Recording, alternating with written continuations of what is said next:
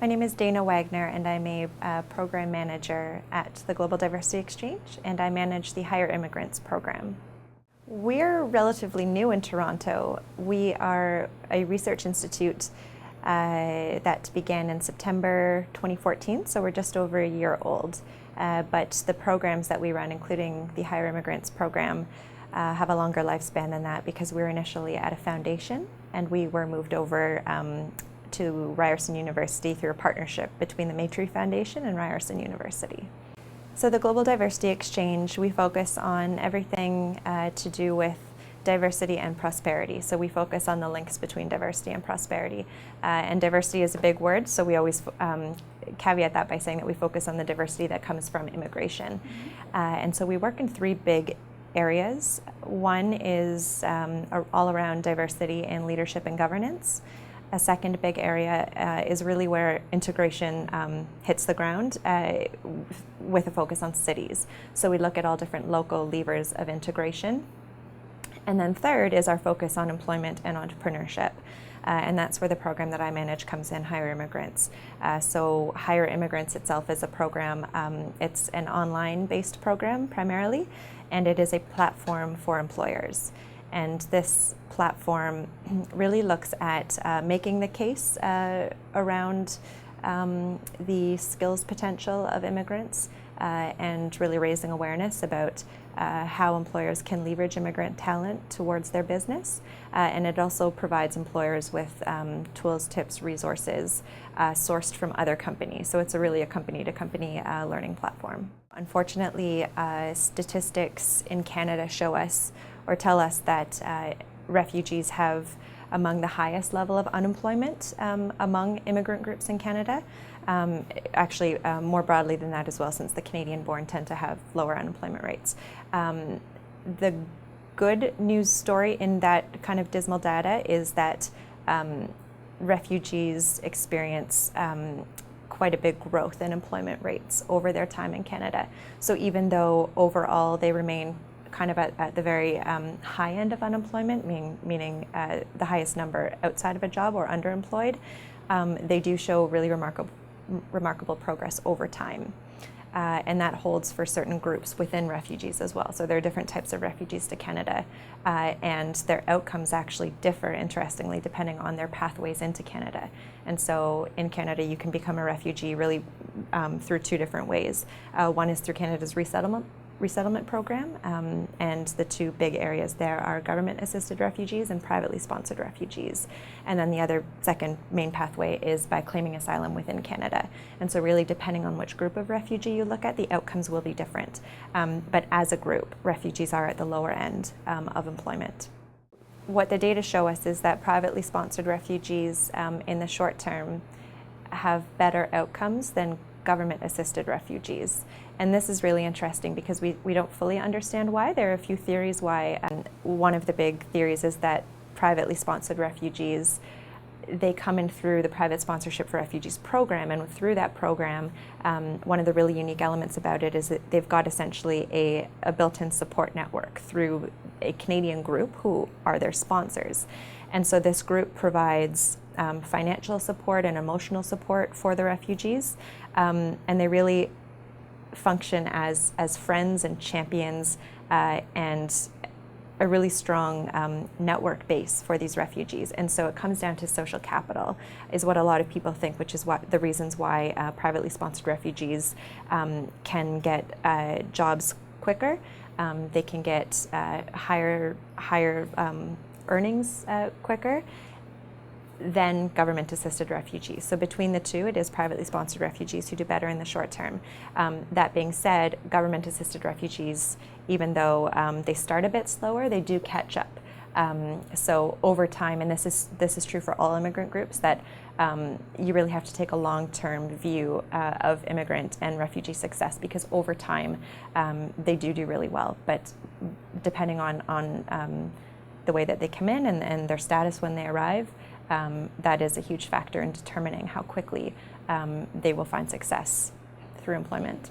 There is some excellent data that we're beginning to collect on perceptions around refugees that would impact employment, and then we also hear a lot anecdotally.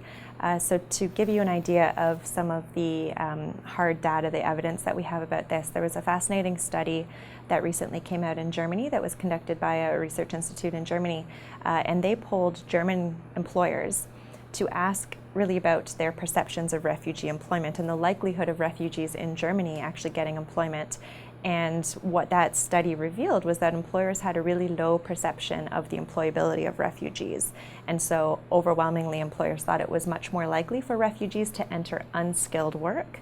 And that, what does that tell us? That really tells us that expectations are very low, even though we know realistically what refugees coming into Germany bring with them is different than that picture. So you've got the perception of refugees as unskilled, but in reality, refugees are coming in and they represent all types of skill levels. So they can be highly skilled, they can be highly talented, they can be former engineers, business people, doctors, but the perception is that they're unskilled. So that doesn't bode well for, you know, the types of jobs that they're actually going to be getting in Germany, because we know that perceptions impact employment in a real way.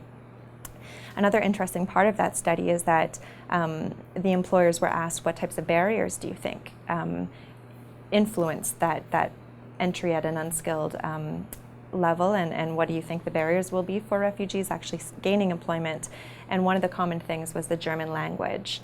And that's interesting to keep in mind as well, that employers have that expectation that refugees will be coming in with a low language level. Whether or not that is true, we have to deal with that reality that that's an expectation. So that's just to give you an idea of some of the evidence. But anecdotally, we also know that one of the barriers that refugees will face getting employment is the understanding of their status and their ability to work. So we know that there is confusion, not just among employers in the private sector, but among all Canadians, certainly in general, about whether refugees can actually work and what their legal status is in Canada.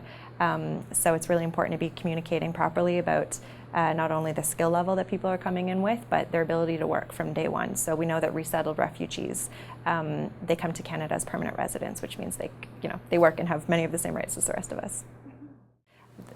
How refugees are different from other immigrant groups, like economic immigrants to Canada, for instance. We screen pretty heavily, and so we know that there's almost a skill level or a language level floor because we use the point system. With refugees, there is no such screening in terms of education level, in terms of skill level, so that just means that refugees really can represent any skill level. It would be a mistake to make that generalization, though, because we do know that very highly skilled people are forced to flee their countries for all types of reasons. There are also really dramatic differences between groups that have come to Canada over the years, and so it really depends on the country. So for instance, the refugees who came from Indochina, from Vietnam, from Cambodia, from Laos, represent kind of overall one again, there's a lot of diversity within that group, but it represented a different language level, for instance. There was not a lot of English spoken among that group of refugees who came to Canada. Versus other groups like the Ismailis from Uganda, who did come in with a higher level of English, for instance. So there are those types of differences among groups, but it really depends on the group coming in. So Syrian refugees, for instance, again, are an extremely diverse group. And you're going to get such a difference between someone who comes from a rural area of Syria versus someone who comes from a cosmopolitan area like Damascus, and who is very likely highly educated, skilled, previously employed, and is just been completely forced out of a very similar lifestyle to us because of the Civil War. So an interesting statistic about refugees, what we know is that they start businesses at a much lower rate than other immigrants to Canada. That doesn't mean that they're any less entrepreneurial. There could be other reasons why, for instance, some of our settlement support may not be tailored to their needs. So it doesn't mean they're less entrepreneurial, but we do know that they start businesses at a lower rate than other immigrants. So the current group of refugees in Canada, I suppose the answer would be that self-employment is not, as a group, it's not extremely integral to their success. However, to immigrants in general, we know that the ability to start a business really is important, and so I would encourage the governments and researchers to really look at that area as something that we need to strengthen in this country, and really look at how we can improve business ownership and entrepreneurship by refugees.